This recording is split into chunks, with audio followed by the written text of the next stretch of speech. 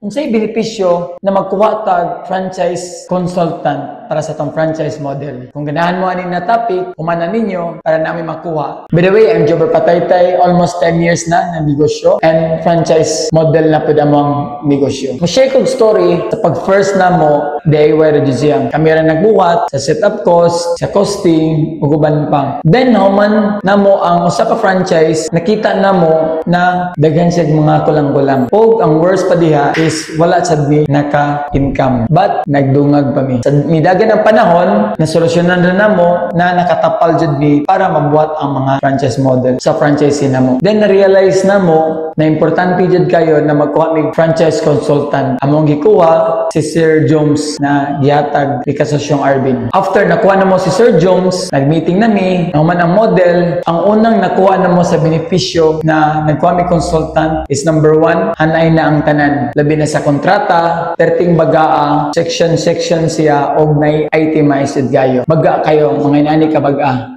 ang franchise contract. Number 2, nami matawagan kung unsaon pa namo na magpanindot para ma-address namo sa amo ang mga franchisee. Katulo, kay gihan-ay na niya tanan among financial statements siya sa usa ka tindahan. And daghan pa kay may benepisyo na nami consultant. Pwede na mo siya anytime na matawag mi niya, na nami kastorya about sa mong franchisee, about sa mong plano, na unsaon pagpalambo na modaghan among franchise. Karon sa mong coffee shop na franchise is smooth na kayo. Then wala na siya mga problema, sakto na dyan ang tanan. Sa una, katong nag-DIY mi, as in, grabe, nabuhat na mo, pero sa among side, nag-goal mi. Mana, if inyong business na ang goal ninyo is franchise model, pwede ra jud ninyo kuhaon ug tawagon ako ang franchise consultant na si Sir Jones. By the way, ngano ako ning ibuhat na nag-share ninyo, gusto na ko na dili ninyo magian ang akong nagian na mag-DIY og franchise model. Kay gusto na ko na kamo na mahapsay ra sa dayon para inyong focus is to create your business o product na malupit. Ang ato lang kontra sa tong kagalingon kung dili ta mo franchise pala namo is nagtipid lang mi sa mong kwarta,